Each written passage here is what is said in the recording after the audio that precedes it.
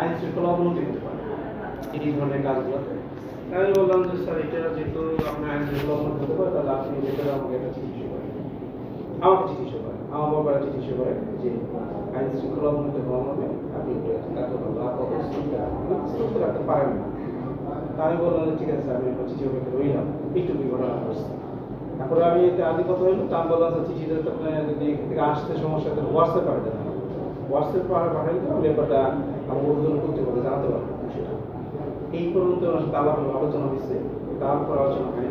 Party পক্ষগণ আসছিল আমার কাছে, আমি পক্ষগণকে বলে দিচ্ছি দেখেন এটা আপনি যেহেতু লোকাল অ্যাডমিনিস্ট্রেশন ওনার একটা মোবাইল কোর্ট একটা এখতিয়ার আছে, সেটা হচ্ছে আইন শৃঙ্খলা অবনতি কোথাও ঘটলে সেখানে উনি হস্তক্ষেপ করতে পারেন। এই মর্মে উনি হস্তক্ষেপ করেছেন। আপনার ওনার সাথে বসে বলে যে কোন আইনে আপনার এটা করেছেন।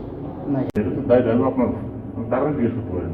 সেই লিখিত দিলে তখন আমি তারা জিজ্ঞেস তখন আমি জিজ্ঞেস করবো আপনি মৌখিক করে তারা নির্দেশনা দিচ্ছেন বন্ধ রাখতে, এটা বলবো। তাহলে আমরা কি এটা বলতে পারি যে ইগনিশনের বিষয়ে ইউনো যেভাবে ইগনিশনের বাসে গেছে এটার সাথে আপনিও বাসাইতেছেন, এটা কি আমরা বলতে পারি না? এটা আপনি বলতে পারেন, শিক্ষিত জনসংখ্যা বলতে পারেন না। আপনার বুঝতেছেন আইন শৃঙ্খলা অবনতির সাথে জমি রেজিস্ট্রির তো কোনো সম্পর্ক নেই।